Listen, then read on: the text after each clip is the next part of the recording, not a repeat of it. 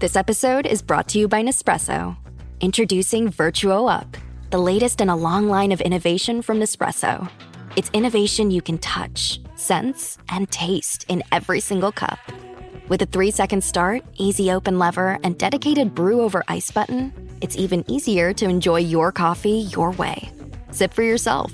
Shop VirtuoUp exclusively at Nespresso.com. It's time for the show that brings the magic right to your speakers. Ears Up! Hey, what's going on, everybody? Ears Up podcast. Welcome back. We are talking news today. We have some news stories to cover with you guys. And, as I say all the time, I'm excited. There's some good stuff to talk about and some not so good stuff to talk about. I guess it depends on your angle, Eric, right? Yeah, some of my stuff isn't the best stuff to talk about. Yeah, mine either. But that's part of it, right? That's part and parcel with the Disney experience. So it'll be good. It's fine either way. It's good to be informed about what the company's doing. And that we're just the schmuckles to do it. If that's a word, I don't know. Maybe if it's an offensive word, I apologize. It sounds like an offensive word. Schmuckles. It might be. Okay. It might be. Yeah. It also might not. It might just not be a word. I should stop saying it either way, just to make sure entirely that I'm covered, right? Oh, Let's just cover it. Yeah, okay. There you go. Speaking of covering things, I think I threatened on the last show to start playing Dreamlight Valley again on Twitch, and I started today. Sure did. And I saw that. And I'm like, oh no, should I get back into Dreamlight Valley? Well, look, man. So, I set up with a capture card and everything, and my plan was to just do a fresh start. Because I've restarted this game already. I started it for Alice. Well, not really for Alice, but I started it and I was like, I'm kind of bored. And she's like, I like running around. I'm like, okay, well, I'll do the game and unlock all the areas so then you can play with, because she loves Animal Crossing that way, right? And and then she just kind of fell off and we just stopped doing it. So then I deleted my saves to redo the game because I tried to get into it. This is a couple years ago. I tried to get back into it.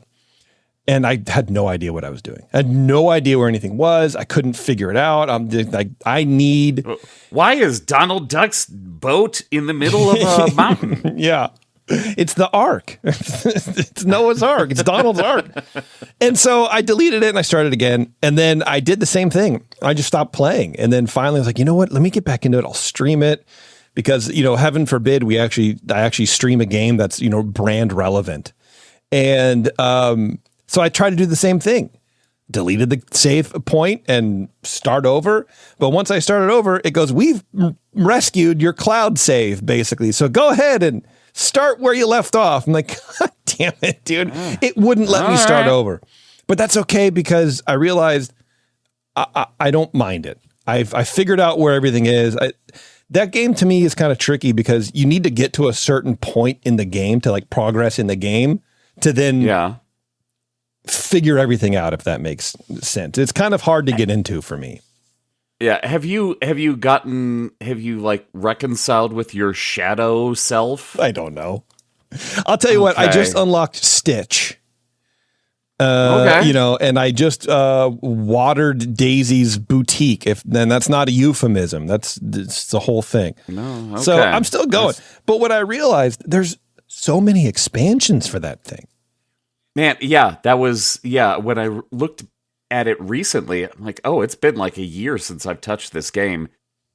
Well, it's like Destiny. Like, how much have I missed out on?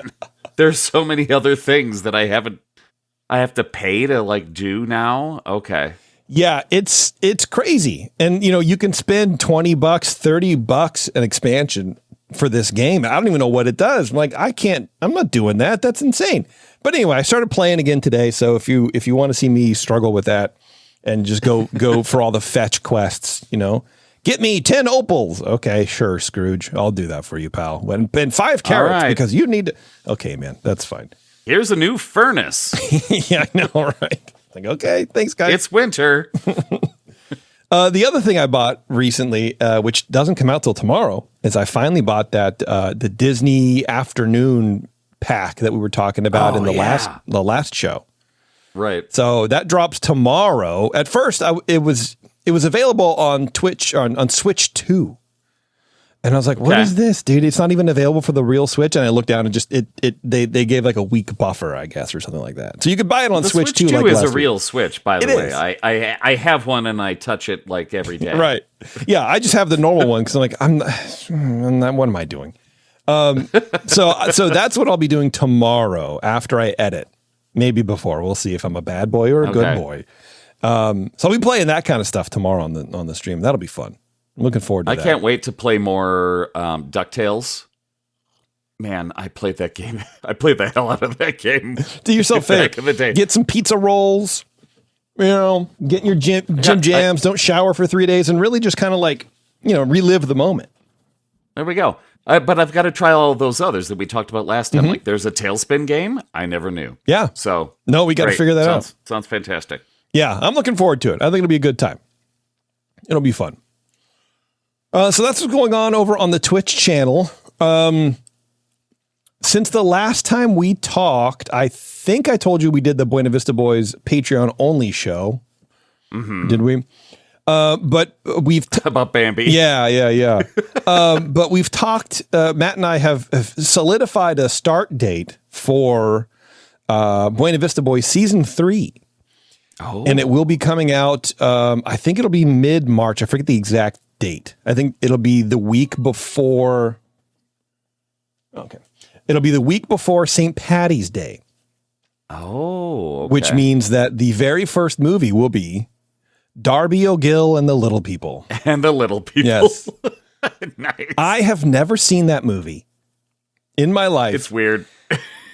It's weird. It is weird, but I tell you what, I liked it. And yes, it's one of those movies that I actually liked. It was cute enough where you could just sit and like, wow, this is like not actually bad to sit through. Some of these movies have been like $1 Million Duck, and it's like, oh my God, it's groan fest. But maybe because the source material is just, they got Irish people from Ireland to be in the movie, and then they just referenced a bunch of Irish things. And so you didn't need to necessarily, I don't know, beat a dead horse over the premise of the movie. It was cool, man. It was good. I liked it. All right. Yeah. So that's happening. So that'll be the first one. And the second one will be 20,000 Leagues Under the Sea, which I've also never seen, but I started watching. Oh, it's interesting so far. I don't know. It's hard to describe. I love 20,000 Leagues Under the Sea. So many people do. I absolutely love it. Yeah, it's our friend Blobber, who I think everyone met at the 100th show from Canada. That's his favorite movie. So every time I'm watching it, I think of him. I sat next to Blobber at the 100th I love that guy, dude. I love that man. I should check in with that boy. See what he's doing. Oh, he's so cool. Yeah. Anyway, that's it. That's what's going on. That's the update on the network. All right. You know what I mean? There was something else I was going to talk to you about too. I forget what it is. I don't know. Whatever. Who cares? Taryn will be joining us shortly, but let's do some of our fantastic Disney news, in our new news segment, our new segment, or No Square. Where is it? Where's the news? Where is the news? Where are news? Yeah, I'm there. I can't read. Okay.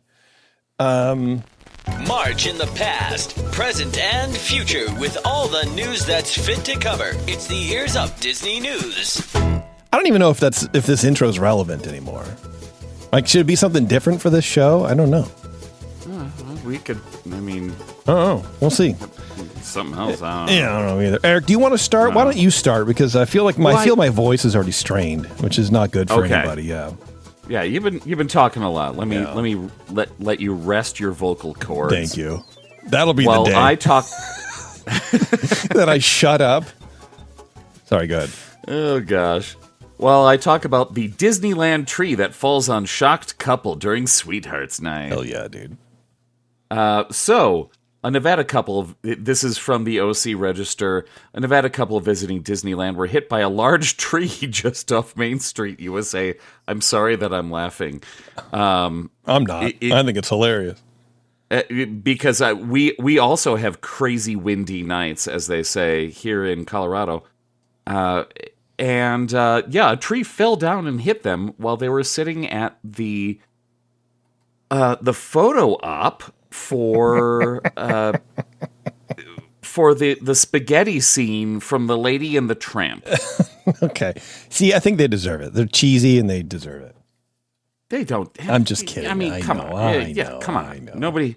Nope. They got some minor scrapes, Okay. All right. minor injuries. So let's talk about Sweetheart's Night. Okay. Jason, do you have a sweetheart? No, I have a wife. They're very different things. She won't let me have a okay. sweetheart. So Oh, okay. can't, Well, yeah. we might need to renegotiate that contract. There. Yeah, we also might need to cut this part out. Okay. Yes, of course. It's my lovely wife, Taryn, who I love tremendously with all her heart. Nice. Thank you. Well, Sweetheart's Night at Disneyland is one of the Disneyland After Dark events that has been going on for a few years here. It's one of those ticketed events where you show up and they kind of clear the park out and you get to have a little bit of extra access. Yeah. And it costs between... Jason, do you know how much it costs? I think somewhere north of $150, I think, right? You are correct. Yeah. It is between $159 and $185. Okay. Depending on the day. So it's extra park stuff. It's access to the park when there are fewer people there. It's one of those things that we've talked about before. Like if you don't have a ticket to the park that day, just get like the After Dark ticket. Yeah. Because it's the same as a park ticket. It's actually more. But yeah, pace yourself and head in. The whole point is this was started around 2019. That early, that long, that close from, what am I trying to say? That soon, that recent. That's a word. That's probably the word I wanted to stumble upon. Those were words. Yeah. Yes. 2019 was the first Sweetheart's Night. Jason, do you remember Jeremy introducing Date Night at Disneyland? Date Night at Disneyland with Bob Baker and the Disney Band or something like that. Yeah. Yes, that old not Bob Baker chestnut. Yeah. Oh gosh, now I can't remember who the Elliott brothers. There you go, Elliott brothers. The Elliott brothers. D-D-D. Oh my goodness. Oh gosh. Friday and Saturday nights. Yeah, dude. Right. Thank you. So we took something that was just a free thing to come into the park and enjoy music, and we've made it 100. We took a price tag gun and started naming things off, man. Yeah, there we go. But yeah, 2019 was the first time they had a Sweetheart's Night. So this has grown in popularity. They've expanded it. There were 1, 2, 3, 4, 5, 6, 7, 8 nights, I think, this year. Yeah. And it's grown in popularity. Oh, no, 9 dates. Oh, I was wrong. And yeah, they all sold out. So there's demand there for this sort of thing. And what you get at Sweetheart's Night is you get access to the park. You get access to most of the rides with greatly reduced lines. And you get all of these different photo ops. Right. So this particular, unfortunately tragic story. Well, they didn't die. It wasn't tragic. Unfortunate story. Yeah. I just want to look. I'm just saying. We can temper things a little bit. We're not. Everyone, we're not. Press F for respects in the chat for the couple who got scared by some wood. Some wood. A ficus tree fell on them. It's not some wood. Yeah, it's and those are those tree. big ones like that line the street, right? Main Street. Yeah, it's by. So the tree that fell on them is one of the ones by the corn dog cart. Yeah, those are honkers, dude. Yeah, some big trees. They've been around for a long time. Yeah. So we'll talk about trees in a moment here. All right. But back to Sweethearts Night. You can get access to different photo backdrops.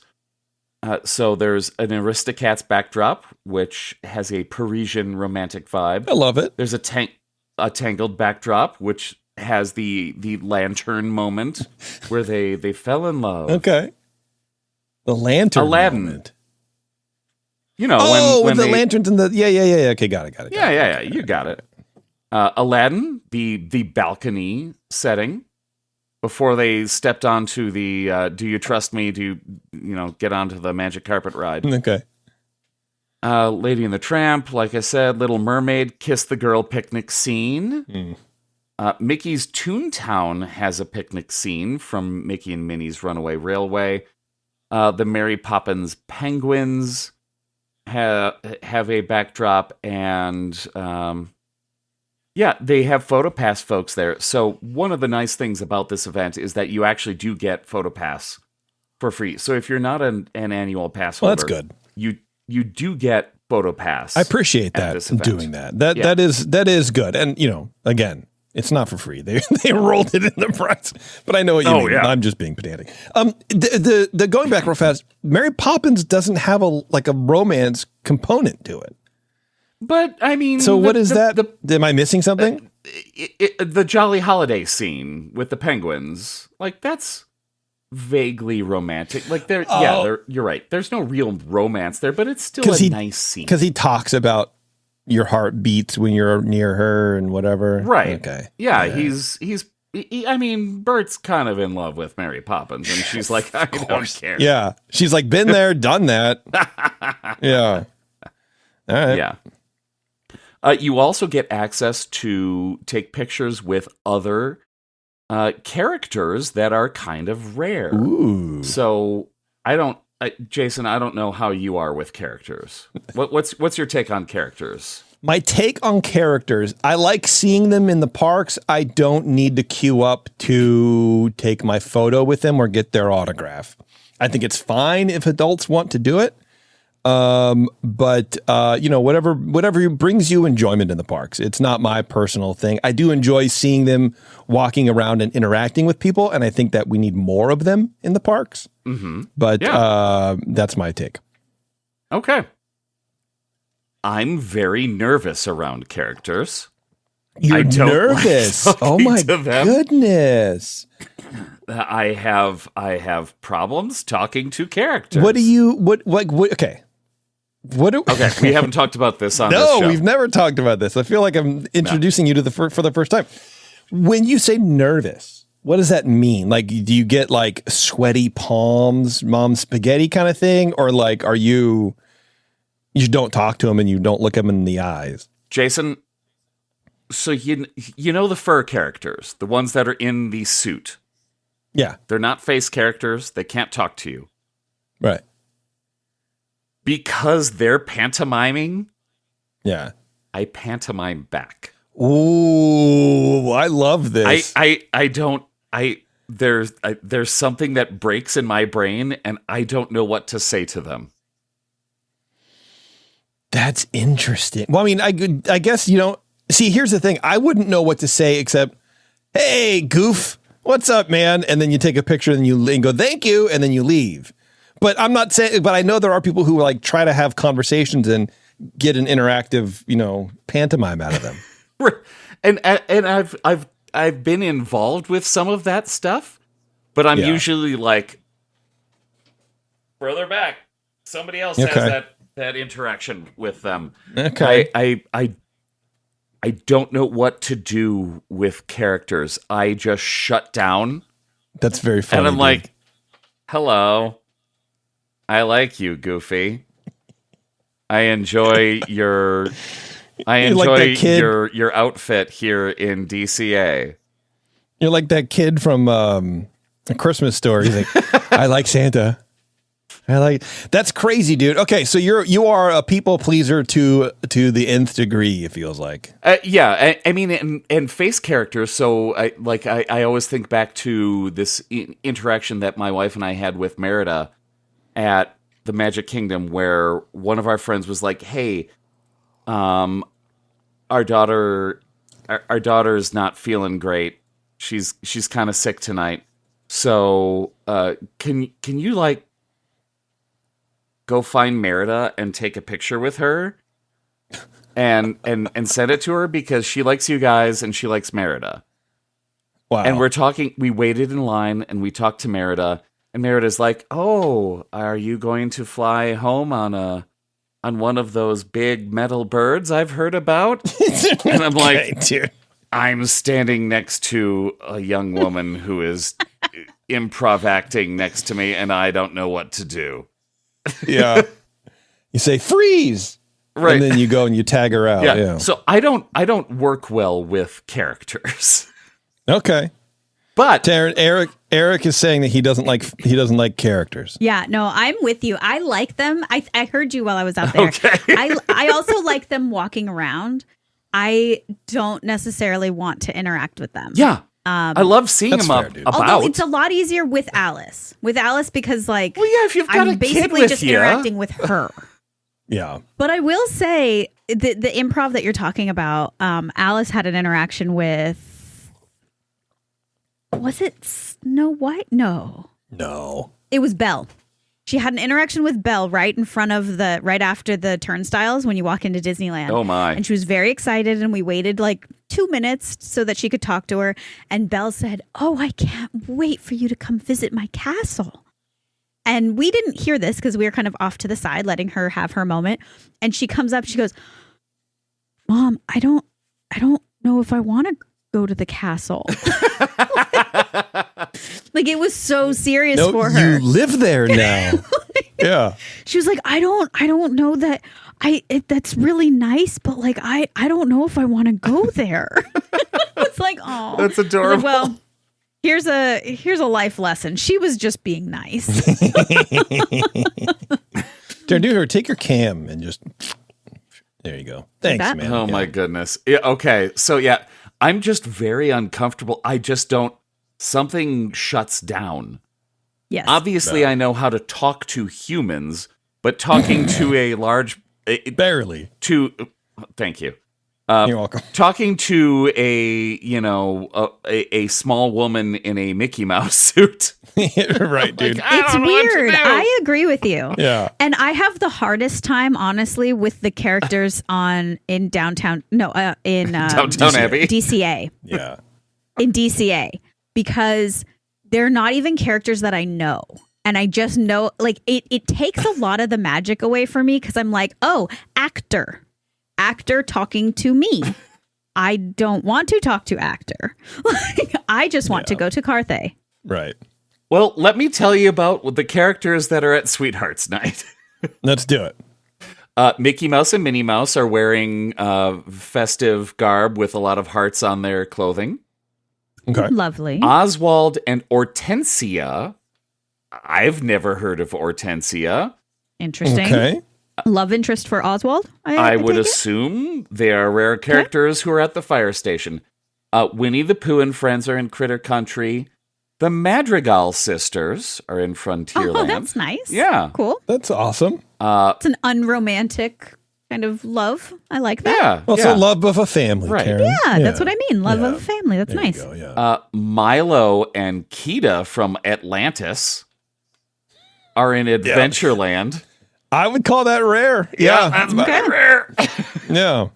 Milo. All right, man. Hey, that's some people. I actually did watch the movie not that long ago, and it's pretty good. Really? No, I haven't seen it, so maybe we'll watch it one day. Belle and Beast are in Fantasy Fair. Snow White Sure. and Dopey are in Fantasyland.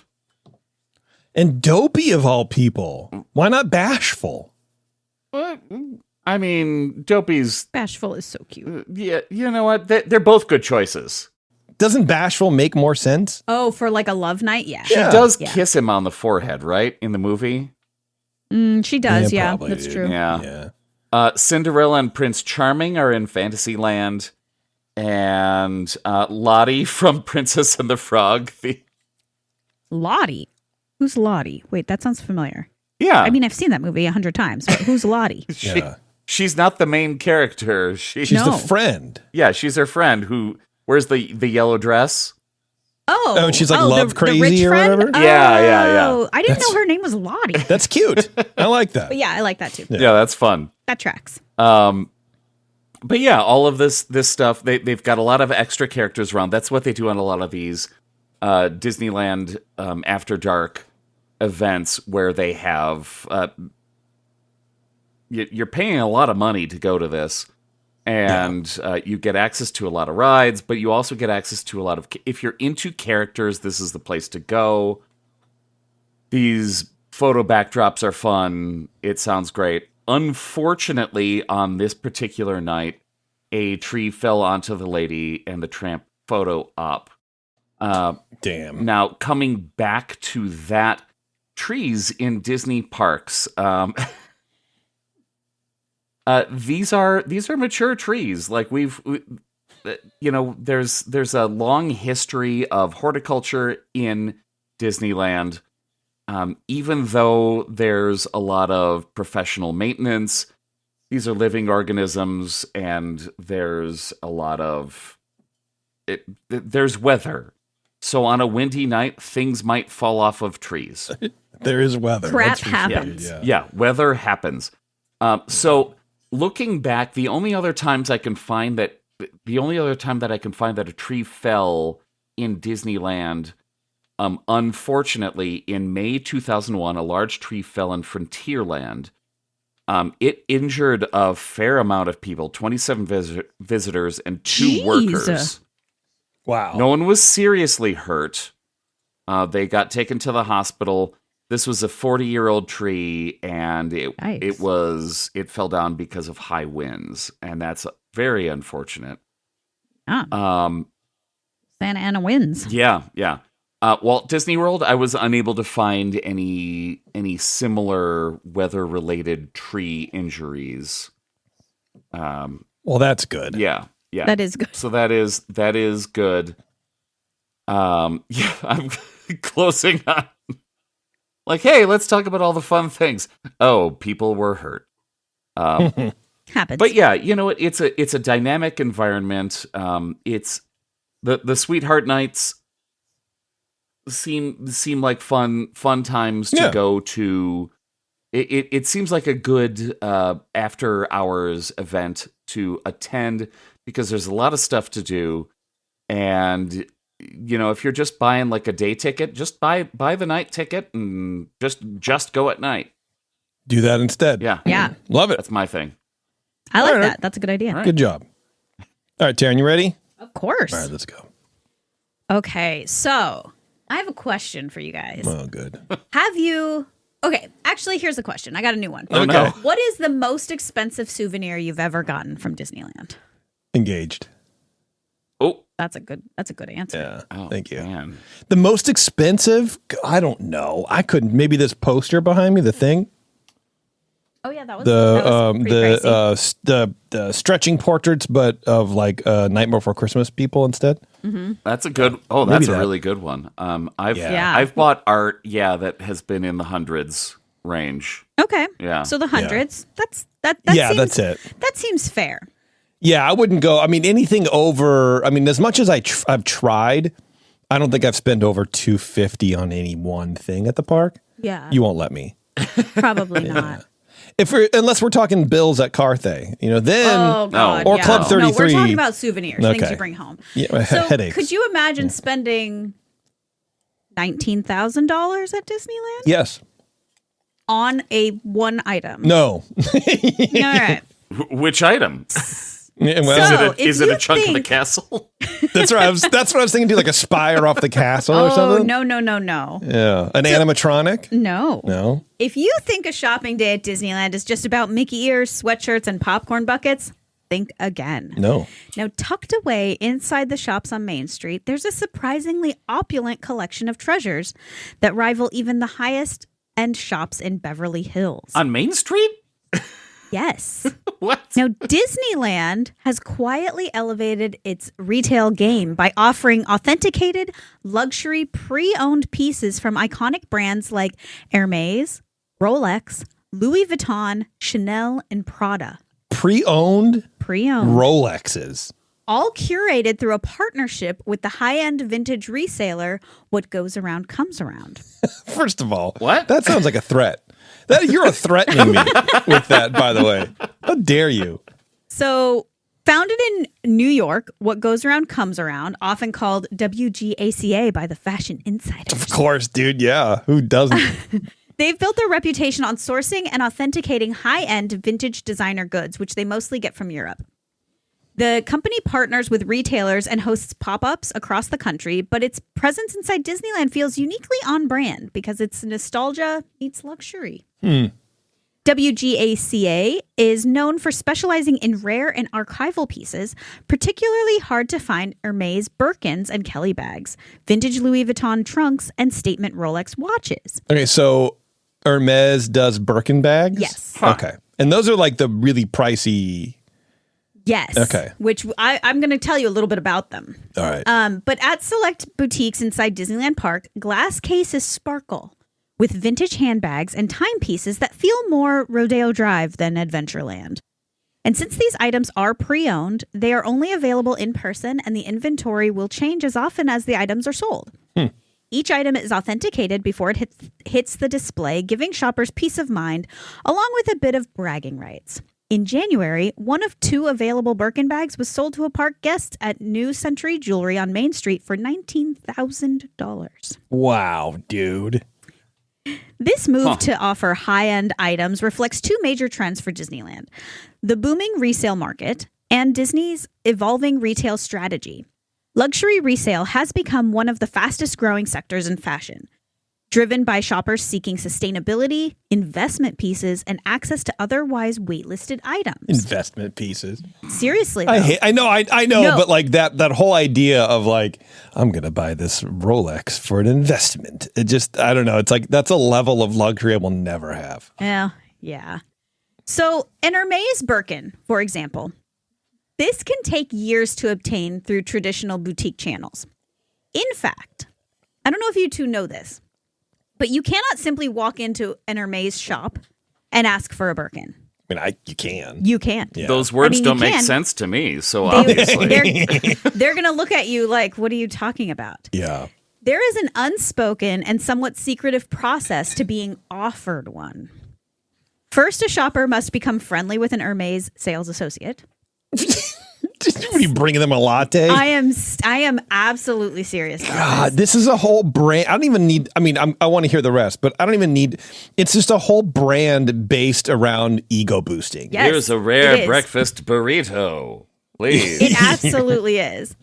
So you have to become friends with the sales associate. Jesus. And then a shopper needs to spend an undisclosed amount on other merchandise at the store.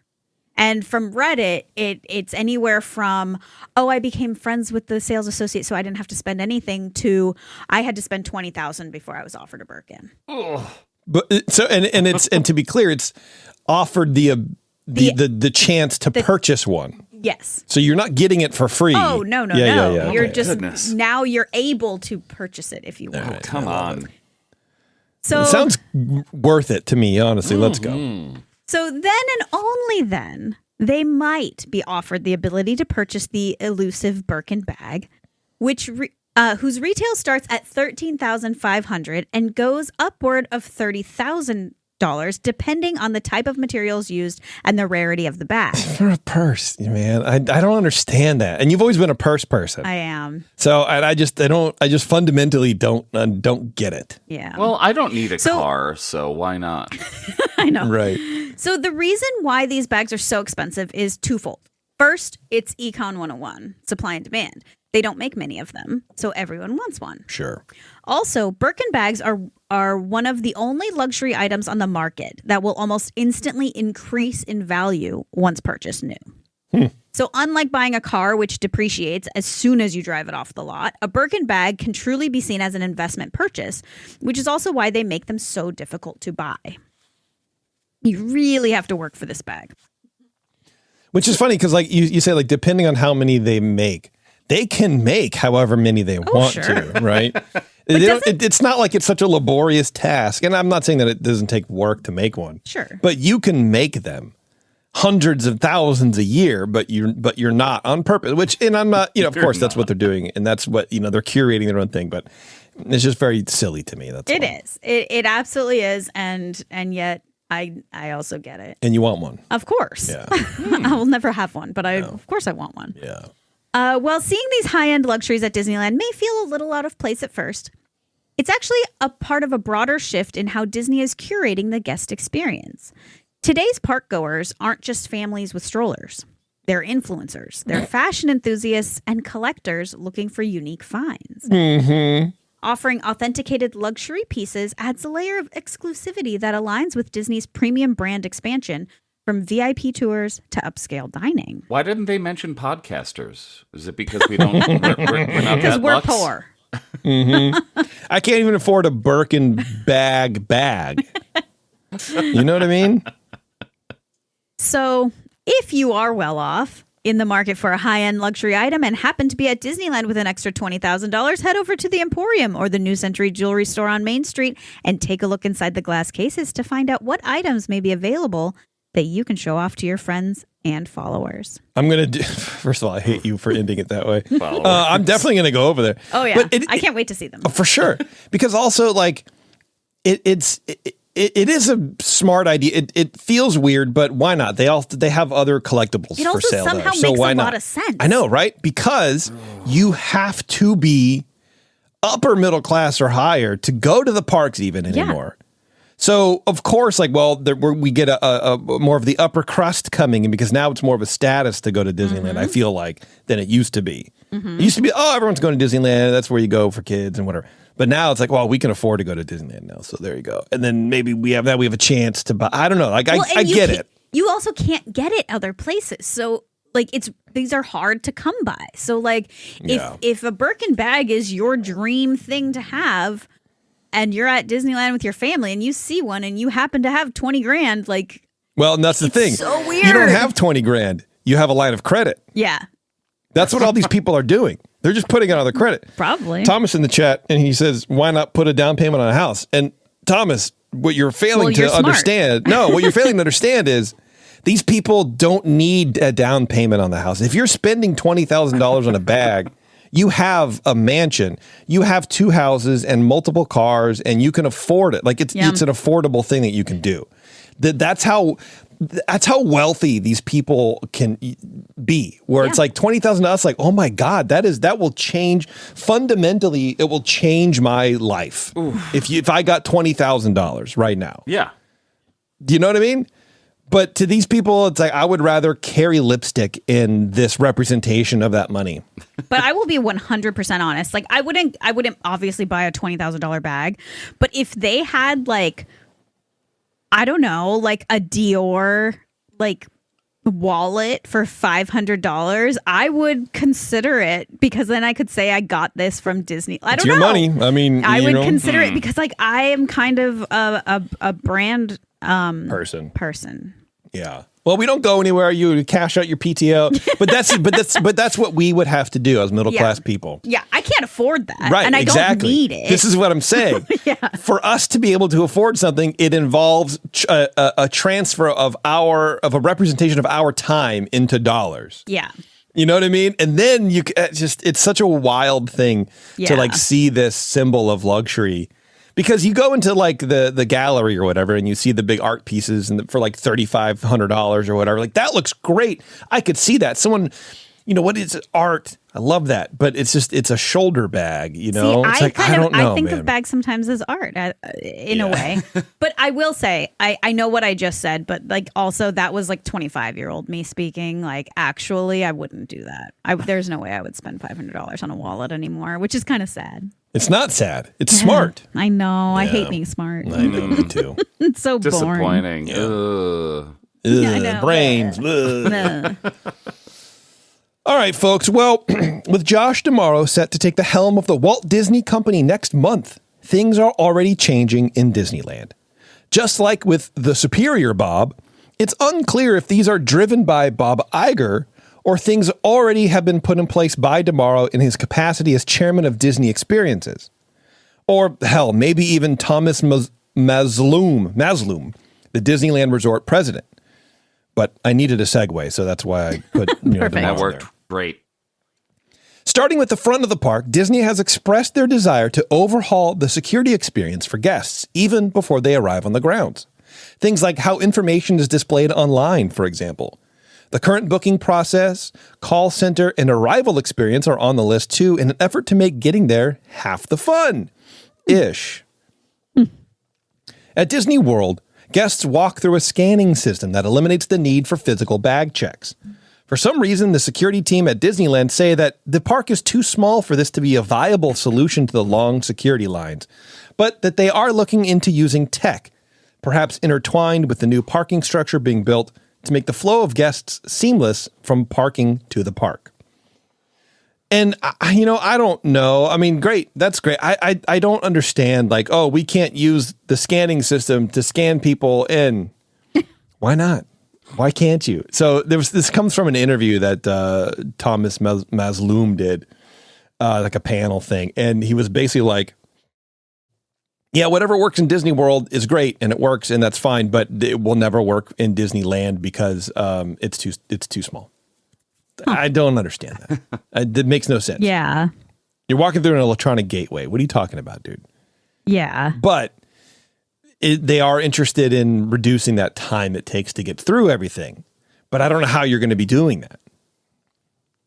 We'll see. I don't know. Interesting.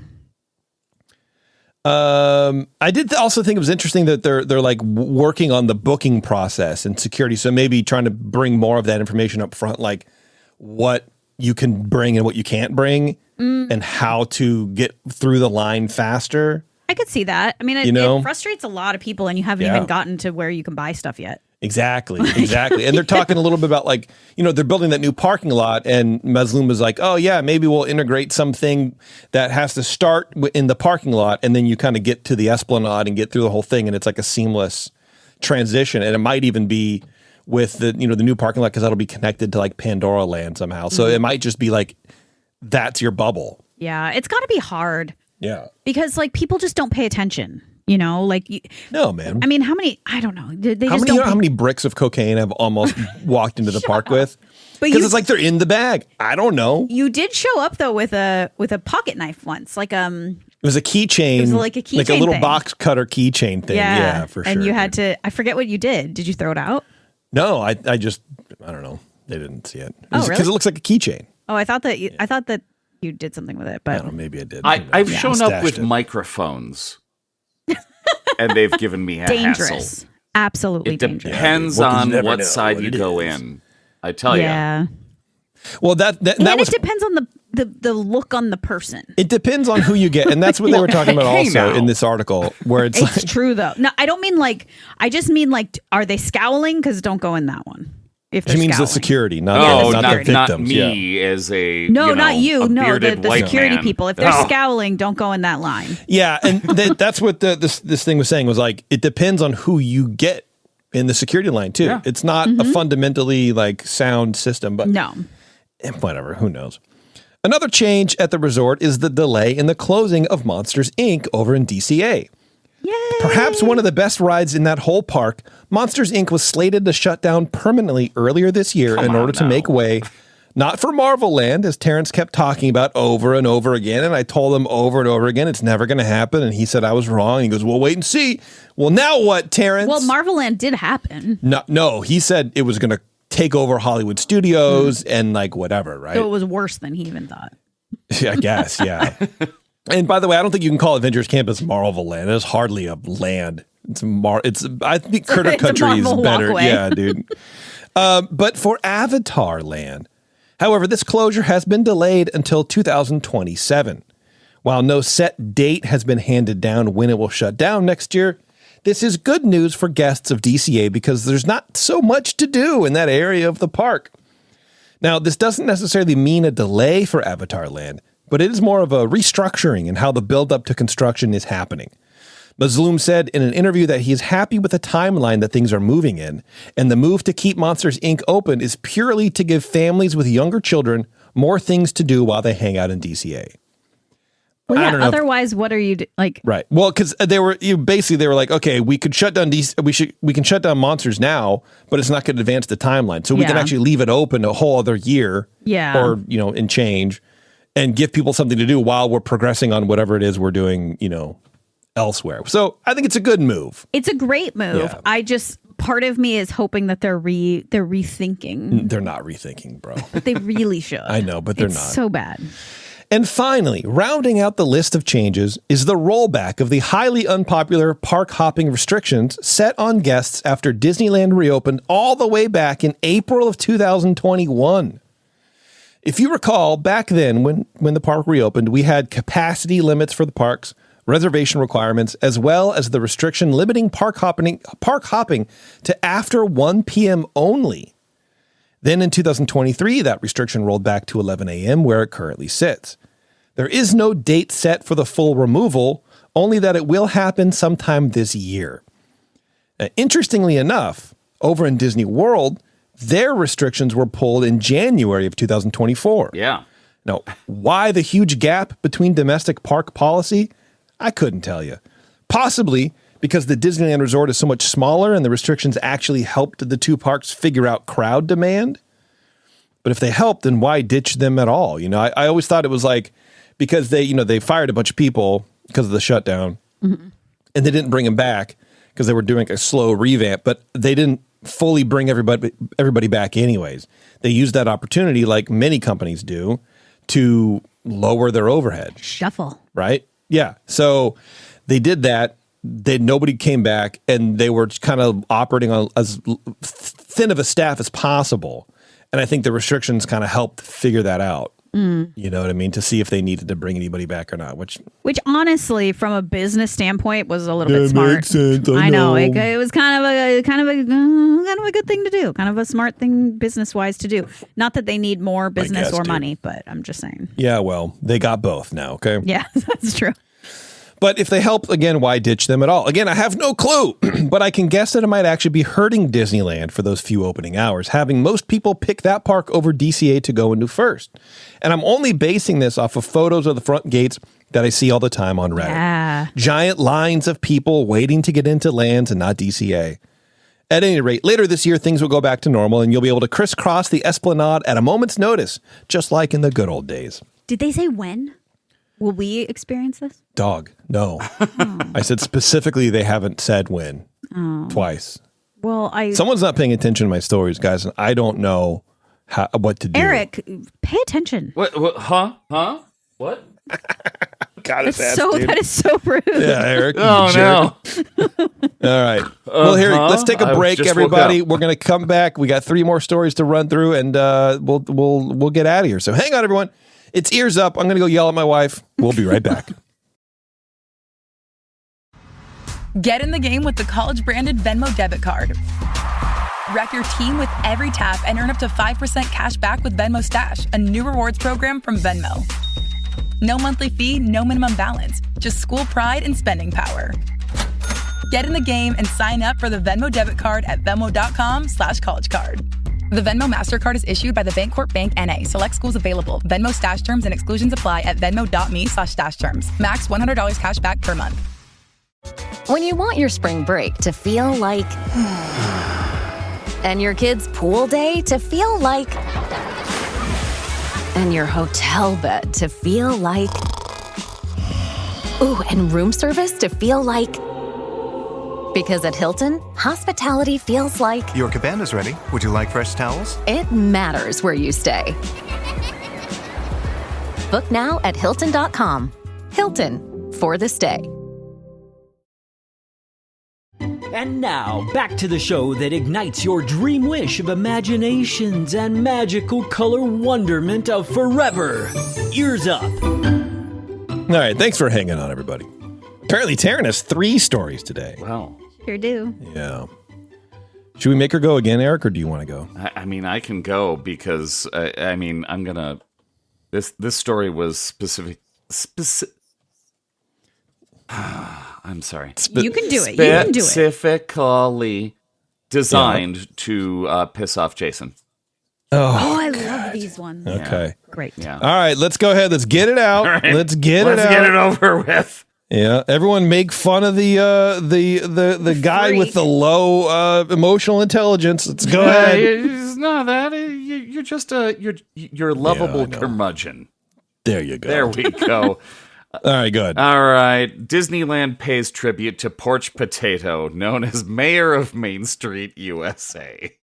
That sounds so nice. I'm gonna get so much hate for this opinion. I Go ahead. don't know that you will. There are plenty of people Go that ahead. agree with you. I would imagine. Okay. All right. I've heard similar opinions to what I would imagine you're going to say. All right. Give it to us, sir. Frank Rodriguez, nicknamed the Porch Potato and the mayor of Main Street, USA, became a familiar face. I can't talk tonight. On Main Street, USA at Disneyland for nearly 20 years, where every day he would show up at Rope Drop and sit on the bench outside Fargo's Palm Parlor, greeting guests and cast members most mornings. So this is the older fellow who passed, unfortunately, back in August. He would show up every day. Apparently, his story was he used to be a truck driver, and he would wake up early in the morning, and he just never really changed his schedule so that he would just kind of wake up early in the morning and show up at Disneyland every morning and be there at Rope Drop with his Dodgers gear. He was a big Dodgers fan. He'd show up and sit on that bench on the east side of Main Street every morning, and everybody would stop by and say hi to him or wave, and he's got pictures with plenty of celebrities and cast members and all this stuff. Basically, he showed up every day for almost 20 years, and they put a plaque there to commemorate his passing. Okay. I think this is lovely. What a nice... Who did it? Who was they? What do you mean? Who's they? Who like the park? Who put the plaque? The park. Well, yeah, it's not like Okay. it's not like Mouse Chat. Like I don't know. I'm curious. It seems like a weird thing for the park to do. yeah, it's I think one of as far as I know, it's the only instance of somebody who isn't an employee who is honored on Main Street. Mm-hmm. I think it's super nice. The only problem is that it's going to make other people want to do something to get a plaque. But I think that is very sweet. And also, it made me realize that when I retire, I need to move down south and just make sure I have pass and just go to Disneyland every day. Why not? Why not us? Why is it you? You need to move down. So when you retire, she's leaving. She's leaving. Yes. No, I am not. She's setting it up right now. Well, I told you 20 years ago, Jason. Remember that show? It just sounds like you already don't like this idea. So I feel like I'll be going alone. Okay. Are you ready for my take on it? Yeah. I hate this. I hate it with all of my soul. Mainly because, number one, the thing that you just said, Taryn, all it's going to do is make people want to just claim Disneyland as their own. We already have that. They're called annual pass holders. It's true. Okay. We already have this sense of entitlement where, like, how dare you? First of all, I understand you were a truck driver. Get up and walk around. You've been sitting down for most of your life. Get up and walk. Oh my God. Because also, that's my favorite place to sit. I want to sit there, but I can't because you've been friggin' parked there for 4 hours. You little jerk. You little wrinkly old jerk. Yeah, I'm just kidding. But like, no, but this is my problem with things like this, where you come into the park, you're one of the first people, whatever, you greet people, and you don't move from your spot. He was there until 1 or 2 p.m. every day of the week. He is taking up a place that is, granted public, but also people pay for it. Other people like that spot too, So why not let other people enjoy the thing that you enjoy? Sit down in it for half an hour, have your coffee, and then get up. Let other people get a chance. But if you're camping out there, I think that's ridiculous. I think that's a level of privilege that is kind of even weird for Disneyland. The other part of it is, yes, it is going to make other people kind of like try to do that. We're going to see much more of this. We're going to see more people doing this stuff. And I lost the third part of the thing. But I mean, because if you can get what blogger wouldn't want a plaque at Disneyland, It doesn't, I don't know. I feel like rewarding that. Oh, that was the other thing. A lot of these people, like, I rode Haunted Mansion every day for 35 years. That's the only ride. Or these people that like try to like make some sort of hay about, I ride cars ride 5,000 times or whatever. Why? That line is so long. You're taking up space. You're the problem. You're part of the reason why the lines are so long. You don't even want to be there. You're doing it for clout, and it's annoying. And all these bloggers and vloggers and social media jerks are coming in the parks just to generate content, not to enjoy the parks, but to take up space, to take pictures of things that people can do in the parks. And I hate it. And it bothers me because you're taking up space for people who want to be there and enjoy it, not work. Thank you. I do agree. I agree with that part of the influencer thing, and that's why people are going on it 5,000 times. But I think this nice man who got the plaque, I don't think he was on social media. I think he was just. I'm not saying he living was. a life. He did I'm have not saying a he Facebook was. account. He was Porch Potato. Oh, he had an Instagram too, I think. Oh, really? Yeah. Yeah, his kids set up an account for him. Okay, so it's his kids, but he just enjoyed sitting there. It brought him joy. I'm not saying that he was doing it for social media clout. Those are two separate ideas. Okay. I'm saying that he was just hogging the porch. Oh, yeah. No, he was. He was hogging the porch, and I don't think he needs to be revered for doing that because other people enjoy that too. But you're limiting the amount of people that can enjoy that thing because you don't want to get up. Because you think this is your park, and it's not. It's everybody's park. Be nice. I think it's an incredibly rude thing to do. I talked to him once. You did? Yeah.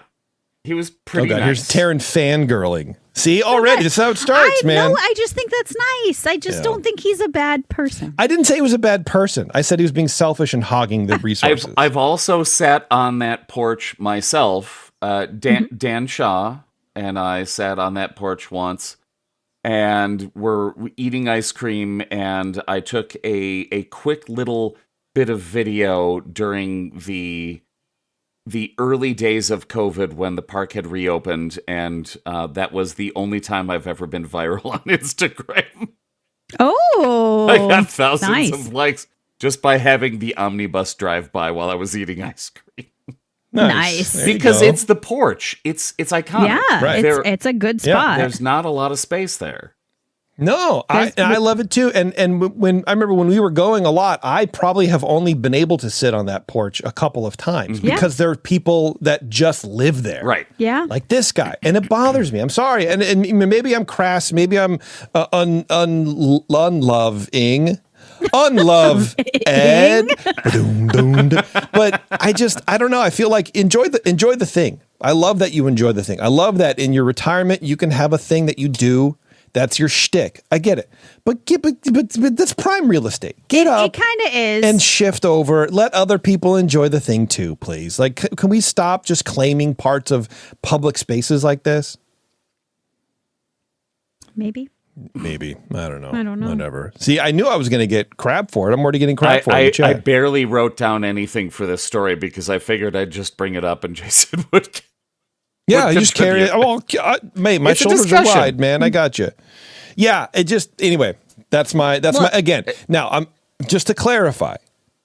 I'm sure he was a very nice man. I like that he had something to do. I'm trying to be nice about it. However, I enjoy the thing too. I would like to see my kids sit in the thing. But he never stopped you from doing it. Maybe. He's been doing it for 20 years. You never know. I don't know. I mean, I saw. We have a picture of Alice on there. No, we don't. Yes, I do. Well, okay, but whatever. It doesn't matter. The point is, because until 1 o'clock, 2 o'clock, right? But how many people didn't get a chance to go see it? There was the one trip. He's just one dude who was sitting there. You could sit next to him. I sat next to him. It's a shared memory. This is something where... I don't want a shared memory. I don't want to share my memory with anybody. I will say I also give him, I let it go a lot because he's an old man. He was an old man. But for the last 20 years, he's gradually become an old man. No, he could have been an old man that whole time. 70 to 90 is an old man. But what I'm saying... I don't think he was 90. I don't know how old he was. Wait, but what I'm saying is... 79 is when he passed. See? And because he was a long-haul truck driver. They don't live till 90. But if it was like a 27-year-old so he was influencer... 59 when he started. I would feel very different about this. But it's going to be. This is the gateway. It's going to be a 29-year-old influencer. Go, no, bro, you can't sit here. I'm sitting here for the whole day. This is what I'm going to be doing. Watch me as I go viral for coming into the parks for 3 days and only sitting at the Palm Playa there. Yeah, it's going to happen, and it's Josh tomorrow's fault. What about the parallel to Walt sitting on his bench? Jason, you love a bench. I love a bench. Walt owned the park, and show me where Walt sat down for 20 years. I assume he picked up the bench from Griffith Park and he moved it somewhere where he hauled it over. He could sit every day. Here's the thing. He went to Griffith Park with his children. Not for several hours every day for 20 years. He didn't know all the employees at Griffith Park. You know what I mean? I don't know. You have a point. All right, whatever, dude. That's it. I'm done. I'm very satisfied with how this came out. Just to unwind Jason. Lovely. Up. Good. All right. Are you done, Eric? I'm done. All right, Taryn, go ahead, please. I can't wait to post this and just get nonsense. Oh, yeah. Disney's communications chief, Christina Shockey, to step down. Christina Shockey, Disney's senior executive vice president and chief communications officer, has announced that she'll be leaving the company after March 18th, 2026, which also happens to be the day that Josh D'Amaro officially becomes CEO. Since joining Disney in 2022, Shockey has been an important figure in the C-suite, shaping how the company talks to employees, investors, fans, and the media during a period of big decisions, market shifts, and storytelling challenges. Before Disney, Shockey was no stranger to high-stakes messaging. Before working at Disney, she oversaw the U.S. government public education campaign for the COVID-19 vaccine under President Joe Biden, served as global communications director for Instagram, and held senior political communication roles, including communications director for First Lady Michelle Obama and deputy communications director for Hillary Clinton's 2016 presidential campaign. She also co-founded the American Foundation for Equal Rights, a nonprofit focused on advancing marriage equality awareness in California. I can't tell if working for the Disney company is a step down from that or not. I know. From the White House to the Mouse House. She's done a lot of stuff. Yeah. And like she's gone from like real, like true political stuff to entertainment. It's cross country too. But it's Disney. Wild. So it's kind of, it is on par, I think. It sounds like a bucket list thing. Like, of course I would love to work for the Disney company. You know what I mean? Which I would, that's so cool. You can, if you have that ability to just, that talent pool, I guess, to draw from where you can just work wherever you want, it sounds like. Well, and it is interesting. I think it was interesting that she worked on the public education campaign for COVID-19 vaccine, because that's something that you can't necessarily plan for a lot. It's a pretty quick, it's kind of like down in the dirt, figuring it out as it happens kind of thing. So, she seems like she knew her stuff. Good. Her diverse background in government, tech, politics, and advocacy made her an appealing hire for Disney at the moment when the company was navigating both internal and external pressures. At the time of her hire, Disney was in the heat of navigating the ousting of Bob Chapek and the subsequent return of Bob Iger as CEO. Boo. After successfully managing the communications of that transition, Shockey became key advisor helping oversee communications for major corporate events such as Disney's defense against the high-profile proxy challenges of Nelson Peltz, the integration of Hulu into Disney+, the announcement of a new theme park resort in Abu Dhabi, and the board's selection of Josh D'Amaro as CEO and Dana Walden as president and chief creative officer. Disney leadership has publicly praised her contributions, and in a company announcement, Iger called her, quote, an accomplished and respected communications leader whose efforts helped bring consistency and clarity to complex corporate narratives. Yeah, okay. Shockey's departure is aligned with the transition from Iger to D'Amaro, suggesting that the next leadership team may want to build its own communications team as part of setting a new tone for the company's future. While Shockey said she's proud of the work of the work her team did and is excited for her next challenge, Disney has not yet named her successor. So I think I wanted to do this one because I think it's interesting. I've worked at a lot of companies where I see C-level people leaving. Yeah. And they never leave because they want to leave. I never see these people quitting. And I think there's a couple reasons for that. One, once you're at a certain level, you don't have to work that hard anymore. You're just making sure the people you're just making sure the people underneath you are doing their stuff. And it's really not that hard. So why would you leave? Unless you specifically had somewhere else to go. Right. So my thought is that, and the other part is that when I have seen lots of new CEOs or presidents come on board, and what they do is they don't want the old team because the old team is going to have loyalty to the old team. They want to set up their new team. So I'm not saying that she was fired, but she was probably given a very nice thing to go. I'm sure. I just imagine Josh D'Amaro like walking up to her office doorway and leaning in like the boss in Office Space. So I'm taking over, right? Yes, I know. Here's $1 million. Can you just go? I'm gonna have to ask you to leave. Yeah. I mean, maybe, who knows, right? Maybe she doesn't like Josh D'Amaro. But I mean, it could be by all accounts, everybody likes Josh D'Amaro. So, and she's not like they're not hiding the fact either. Like she's staying till March 18th, right? Which is the coronation day. Yeah, absolutely. Like I'm not going to work after March 18th. Okay. Yeah. Like I don't know. It's just it's a little suspect, but also it's not suspect in that it's like a terrible thing. Like this is just business. This is what happens. He wants to build his own team that he can trust, not the team that Bob Iger trusts. For sure. And especially after the Bob Chapek thing, Josh D'Amaro is going to want to make his own decisions, his own thing, and not rely on Bob Iger's people. That's got to be so frustrating for everybody on the team, right? Where it's like, oh God. Well, okay, Iger's finally leaving, so D'Amaro's getting positioned early. All right, that means I got to update LinkedIn. I hope I don't have to start looking for a job because this other guy falls upward. Now I have to go look for a job. I'm just going to sit on the Palm Parlor. Yeah, well, there you go. Especially, though, if you're kind of like, she's only been there for 4 years. Like, she's definitely, like, look, I said that it's suspect. Like, she got the boot. Like, just she got the boot, and that's okay. That's what happens. It's not because she wasn't good at her job. It's just he needs new people. There you go. So, little perspective from the C-suite. All right, this is more of a rant really than a story, but I don't care. It doesn't matter to me. And I also told myself I wasn't going to mention that because you're never really going to know. But I did, so that's what happens. Anyway, by now, you all know my stance on AI. Oh, Mr. P's in the chat, so he knows it for sure. Oh, dear. And if you don't, I'll reiterate that I hate it.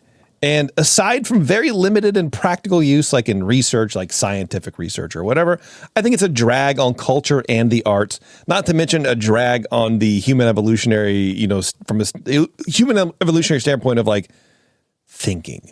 Of critical thinking skills. It's proven that it's just ruining people's critical thinking skills.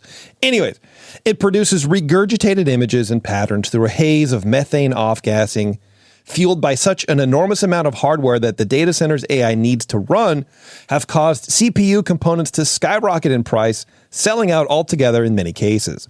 But that doesn't mean anything at all to a company like Disney, one that's trying hard to keep up with the latest technology, something once thought of as a joke. Disney used to set the pace for creativity and entertainment, theme parks specifically. Then Universal decided to actually try, and with the opening of Harry Potter Land, pushed Disney onto the back foot. Oh yeah, I was talking about AI. Okay, so to that end, Josh D'Amaro, soon to be the anointed CEO of Disney, is leaning into AI.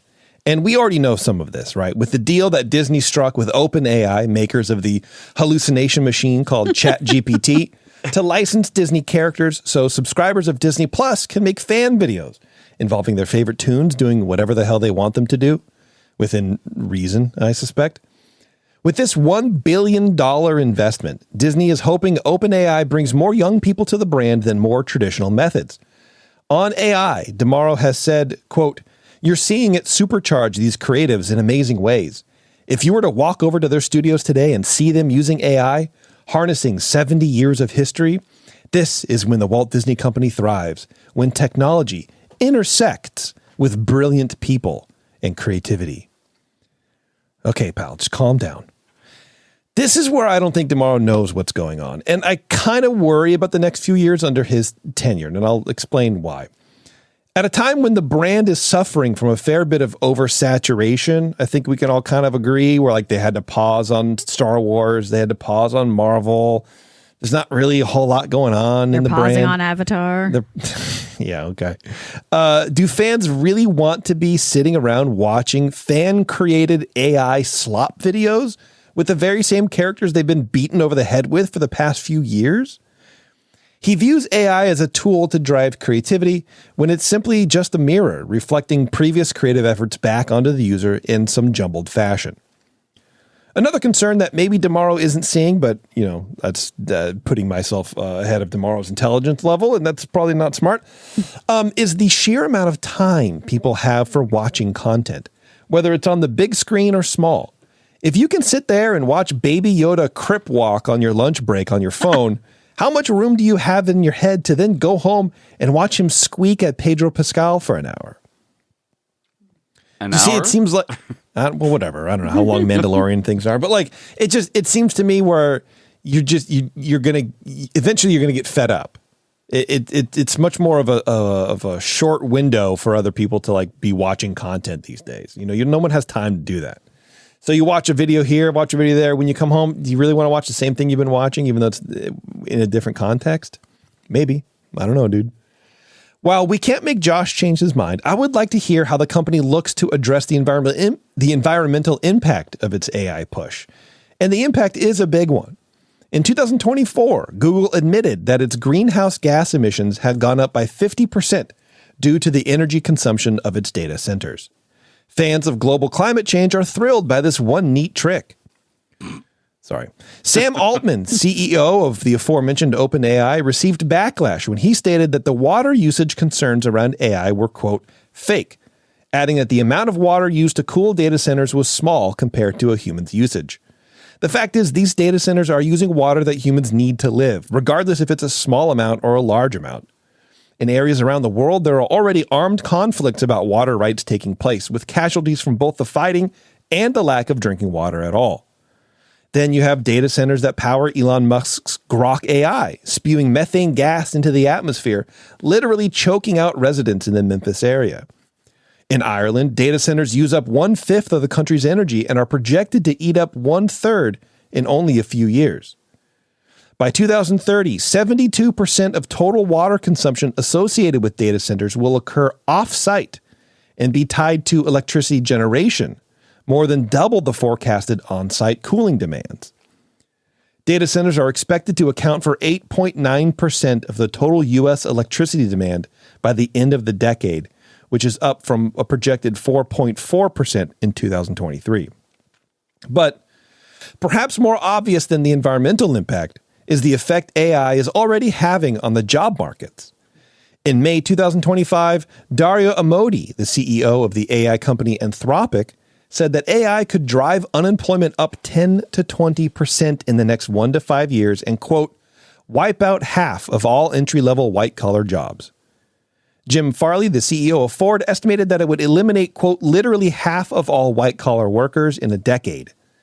Sam Altman, again, the CEO of OpenAI, revealed that, quote, my little group chat with my tech CEO friends has a bet about the inevitable date when a billion-dollar company is staffed by just one person. Ooh. That's scary. Yeah. And so I wrote an article that talks about the release of what's come to be known as the Canaries paper, written by 3 academics from the Stanford Digital Economy Lab. By crunching data from millions of monthly payroll records for workers in jobs with exposure to generative AI, the authors concluded that workers ages 22 to 25, the Canaries, have seen about a 13% decline in employment since late 2022 from AI. Many experts in the AI space are sounding the alarm at a speed which AI can be rolled out. Most innovations in how people work take decades to implement. Slow transitions from the horse and buggy to the car, the steam engine to gas, etc. With AI, there's no time to adapt, and it looks to be breaking the job market in ways that we aren't fully aware of. Recall that during the Super Bowl, most of the AI-focused ads were based around streamlining how you work, getting you to build AI into your workflow faster. As companies realize they can rely on AI faster to do the job of humans, the downsizing happens at a more rapid pace than it would in any other form. Considering what little we do know about how Disney will be using AI in the creative space, it might be a bit of doom and gloom to say it's going to replace jobs, but considering the path that AI has cut through the job market so far, I don't think it's an unwarranted concern to think that Disney will be replacing at least some creatives with AI. And at a time when the public is a bit more sensitive to people losing their jobs, especially at a company like Disney, I think DeMauro is sort of setting himself up to be kind of unpopular when those job cuts hit. And while not AI per se, what led me to complain about all of this is the actual story here. At the Animation Academy in Walt Disney World, where a human being, a real human cast member, an employee with a family and a job and everything, sits down and teaches a room full of guests how to draw. Right? Remember that? We did that here. It's a really popular thing.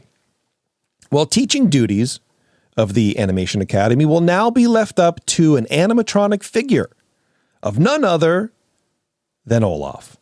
Ew! Who, I mean, why Olaf? He classically has the best speech patterns and the best tone to listen to. Don't you think? Isn't he a soothing person where you can learn anything from? Anyone but Olaf. I love his voice, dude. What? I love his voice. Like, I could have gotten behind this, but not Olaf. Debuting late summer of this year, Olaf Draws will teach guests how to draw one of 9 classic characters. Guests will be able to sit at desks designed like classic animators' tables or sleigh-themed ones because Frozen. Oh. No, this is bad. So, yeah, deliberately no people. Okay. Well, in case you were looking for the human touch, Eric, I know that you need to be touched all the time. I love human touch, yes. Don't Please, worry. touch me. Disney has you covered. Several legendary Disney artists will guide the class via pre-recorded videos that will play alongside Olaf, showcasing techniques and tips and whatever else. So you have whenever you're drawing Mickey Mouse, that'll be with Dan Abram, director of Once Upon a Studio and Baymax. Minnie Mouse will be with Human Lee, animator of Frozen 2 and The Princess and the Frog. Donald Duck with Austin Trailer, blah, blah, blah. There's a bunch of people. So you're going Donald Duck, Genie, Moana, Stitch, Olaf, ironically. Ursula and Judy Hopps and Nick Wilde. And that'll be with Brian Howard, director of Zootopia and Zootopia 2. So that's fun to look forward to. I mean, already, we're replaced. And some people are saying, and I haven't been able to figure this out, if the Olaf thing is with AI or not, because I know they have the Olaf robot that walks around now, and that's kind of AI powered, so to speak. So we'll see. But I will say that Josh has been walking the walk when it comes to embracing tech with his successful push for Disney to buy a stake in Epic Games, makers of Fortnite. Although his plans for the type of fruit that partnership will bear leave much to be desired. During a Q&A with Disney fan bloggers, DeMauro teases how he hopes to lean into the gaming universe. He says, quote, "It could be a new film premiering on Fortnite. It could be the place that you decide to book your next cruise vacation. You could participate in the Super Bowl in some way there." Honestly, he's Unk and he's chopped. His pants are too tight and it's squeezing his brain. It's an utterly insane statement to read. You can log on to Fortnite and participate in the Super Bowl in some way. All in all, get ready for more Disney tech to break through the looking glass and give you your dopamine hits. Unclear if there's going to be, less cast members around to help you when it inevitably fails. Okay, so not to put him on too much of a pedestal, because that's really not my intention right now. But if Walt were here for AI, he would be 100% all about it. I don't know. You can't. I think you can't say that. I mean, everybody always says like, "What would Walt do?" Nobody knows. Nobody knows. He was all about technology. He loved new things. He loved like using new technologies and things like that. Like he would want to do what Josh D'Amaro is trying to do. I don't think so, because the AI is not it's not new product. It's old product. I don't think and so I think if anything, Walt would respect that creativity and he wanted his people to learn. He invested in training his animators, bringing in animals, bringing in other people to like help them do the drawing classes, like do all that kind of stuff. But why wouldn't he invest in then training the AI to do the same thing? That's why I'm saying you can't say he would do it or not. Like, because he would bring in animals, right? So people can like do life drawing. Well, why not just show a video of it? It's the same thing, but you've got to go to the source. So I don't think someone like that that's that creative. Also, the motion picture industry is pushing back very hard on AI because they see how easily people are being replaced by it or can be replaced by it. And the actors that have licensed their voice and stuff, like Matthew McConaughey, I think James Earl Jones. Yeah, people are hating on these people. Like they don't want it. So in the creative spaces, people aren't embracing AI the way that CEO people CEOs think that they do. it. Right. And, there's studies and questionnaires or whatever where it's not really, they say like 1% of people actually use the stupid thing. Yeah. And it's not actually bringing in any new business, or it's not doing anything to help businesses. It's sort of like plateaus. Mm-hmm. But the danger here is businesses, just bringing it back to Disney. If, with the OpenAI, they agreed to have like their API keys to help them, do new rides and do all this kind of stuff, right? But if you go in it too hard and integrate it into your workflow too quickly, and then it doesn't pan out, and you fire a bunch of people based around the assumption that this is going to pay off eventually, and it doesn't work, then you have to scramble, and then you just have lost 6 months or whatever while you try to catch back up. And that's kind of one of the fears that maybe I didn't explain too well in the rollout phase. The fear is the job market is the job market. It'll rebound or whatever. But it's the amount of people that are at risk of being laid off as quickly as there is a risk now. And this article I was reading was making a point of like the switch from steam power generators to like electrical generators, right? Or whatever, right? So many companies, you had a choice of either upgrading now or waiting until your existing equipment broke, and then you replace it with electrical, things to power your plant or whatever. So many people opted just to wait until their stuff broke down that the adoption rate of electricity for factories was like, it took like 40 years to finally transition. But this is 2 years and the job market has already been affected like 10%. Yeah. So it's wild, and it's a very problematic period. And I do get a little concerned for the Disney company and for the creatives that could potentially be displaced from all of this in 6 months or a year or whatever. And I'm hoping that D'Amaro is like, use it, but let's use it in a different way where we're not going to take someone's job away from it. Yeah. Yeah. I mean, just for me personally, like I there are jobs that I could get that have been replaced with AI. And so it does suck. It does actually hurt a lot of businesses and a lot of companies, a lot of people. It prevents a lot of that stuff. So hopefully they use it properly. Yeah. That's all. Yeah, that quick buck there, just licensing things out, it seems like it's premature. What are we really getting out of this? Oh, you can use Sora to make, Just content. Darth Vader, give a piggyback ride to Baby Groot or whatever. Darth Vader can now fight Rapunzel with her her frying pan. Well, I'm interested to see. Of course, I'm never going to do it because I don't have Disney Plus, but and because I don't like AI. But I'm interested to see the kind of guardrails that are put on these things. Yeah, because you can't have the Mandalorian go and march, whatever, right? The Mandalorian's eating pancakes at IHOP.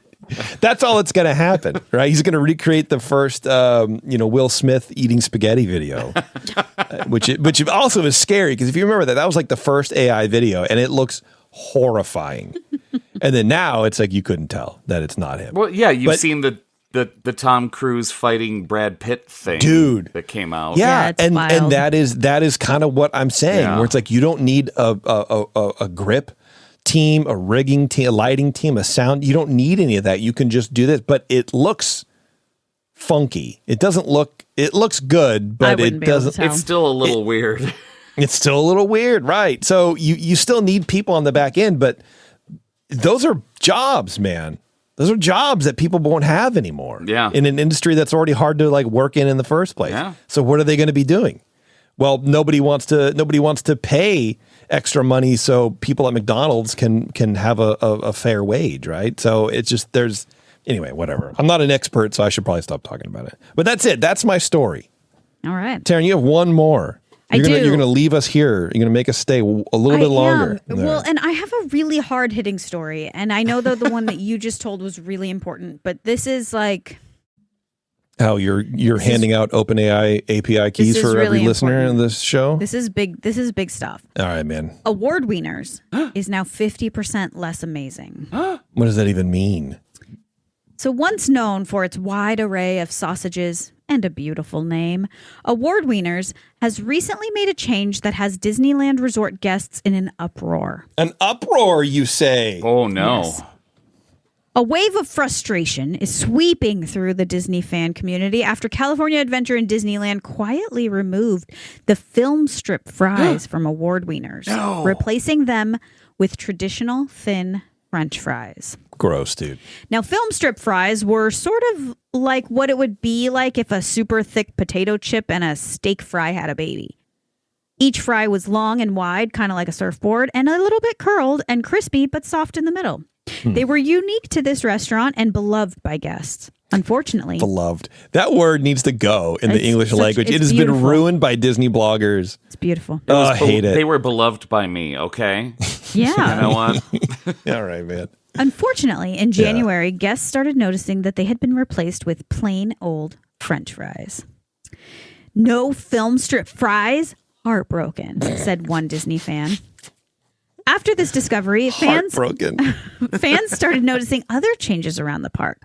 The beer battered fries at Hungry Bear Jamboree and the tavern potato bites at the Red Rose Tavern had disappeared from the menus without announcement. You're reading it like it's our scary story. I know. This is big, terrifying news. Yeah. In their place, guests report seeing the same standard fries available across multiple park quick service eateries. Many theme park regulars have taken to social media to voice their disappointment, dubbing the shift a French fry apocalypse. Wow, dude. They are literally using the same generic French fry at the whole park now. Time for a petition, said one Redditor. Time for a petition. God, I love Reddit so much. It's so good.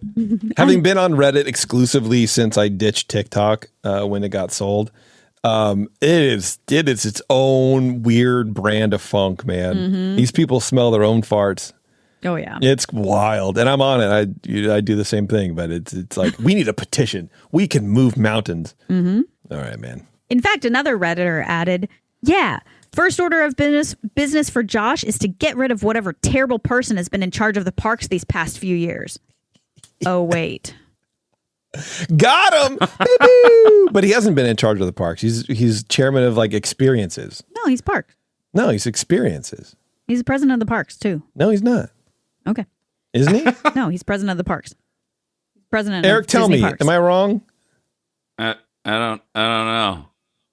I think he has a dual thing, right but he's president of the parks. No, that's Thomas Fulcrum or whatever his name is. Thomas Fulcrum. Yeah. You're just making up words. That's a real name. It's a real name. Thomas Fulcrum, you guys. Who is president of Disneyland Parks? Thomas Mazloum. Oh, is Fulcrum, the president yes. of the Disneyland Resort. Are you okay? No. Okay. I'm not. I'm Well, there you go. tired. Okay. All right. Longtime Disneyland fans say specialty fries were more than just a side dish. They were part of what made Disneyland's food offerings feel unique. Okay, that's fair. I thought that was going to go like a little bit more off the deep end than it did. I agree. On social media, Disney fans have expressed disbelief and dismay, with some criticizing the replacement as inferior to what guests had come to expect. All right, hold on. I'm getting called out in the chat. Don't get frustrated at me. How dare you? Don't bite your lip. Mazloum, it's M-A-Z, by the way, Brian. He is only president of Disneyland, the Disneyland Resort. And that's what I was referring to. That's what I was talking about. That's all. Okay. Just to clarify, everybody. Thank you. Wow. Olivia says bring back McDonald's fries. Yeah. I mean, So naturally, simplifying menus can reduce costs and streamline kitchen operations by reducing the number of vendors and ingredients needed, which is likely the reason behind the major shift and also a possible warning sign of broader changes in how the parks will be managed. Uh-oh. In response to the backlash, Disney has noted that menu changes are common across its parks as part of regular updates, and that other fry styles, including house fries and tater tots, are still offered at various locations. Now, this controversy follows a period of noticeable food price increases at Disneyland, which many guests have criticized as blatant raising of costs without added perceived value. Whether the fry changes reflect a trend toward standardization or simply an isolated menu update, fans, as always, are paying attention and are not afraid to let Disney know how they feel. Well, as they say, abolish isolated incidences. Yes. It'd be funny if this is finally the thing that gets the crowd to like really push back. Yeah. Because it's not anything new. This happens 3 times a quarter. You know what I mean? It's all this nonsense. But if we can't get our crispy fried potatoes the right way, specifically what we want, yeah. Man, it's over now. I'm canceling my AP. But also, that is a bummer because that's one of the things we've been talking about for the 14 years we've been on this show is like Disneyland has good food. Like not everywhere. Like honestly, like no, a lot of it is still booty cheeks for sure. Like Tomorrowland hamburgers are trash. Oh, yeah, absolutely. Okay, no. They're absolute trash. When everyone says the gray stuff, I think that's what they're talking about. Yeah, it's gross. But you go to certain spots and you're like, no, but like that's like legit food. And if you know where to go, and Award Wieners was one of them. Yeah. And part of that is because of the fries. And it's like, if you're going to just change those to regular fries, it's like, is it going to change your trip? No, but it does take something away. The problem that Disneyland has been having, and Disney parks in general, I guess, is the slow chipping away at the value of your ticket. Because I think a lot of the times it's only how much time you're in the parks, right? So the value per hour of spend that you're in the parks is this, and then if you raise it $5, it's not that much overall. If you go skiing, how many times have we said that? If you go buy a lift ticket, it's $300, and the season's not that long. Okay, sure, that's fine, whatever. But then you have the price increases of the food, and then you have the price increases of the merchandise, and then the merchandise isn't very high quality. Mm-hmm. It starts to chip away at everything, and then now suddenly the fries, like, oh my God, it's only a fry. It's only a friggin' French fry. Yeah. But it's the principle of the thing. Yeah. It's like when I yelled at Alice the other day. It's not just the one thing. It's the whole overarching 7 years. The dam breaks. No, but that's part of it. It's all part of it. It's all part of it. So I get it. On the surface, no, it's just a French fry. Who cares? Yeah, but it's like you can't let us keep our fancy fry. Right. Like how? I mean, like, you can't. Here's an Eric is eating again.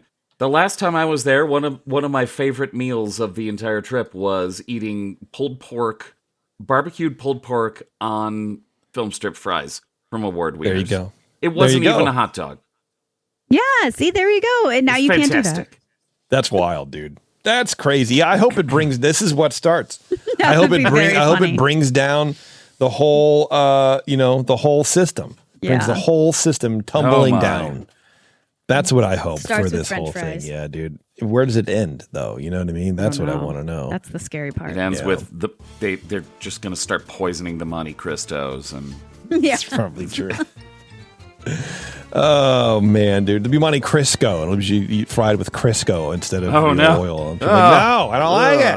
I don't like it. Vegetable oil. Yeah, I want it in beef lard. There's gonna be one less skeleton in Haunted and Pirates of the Caribbean.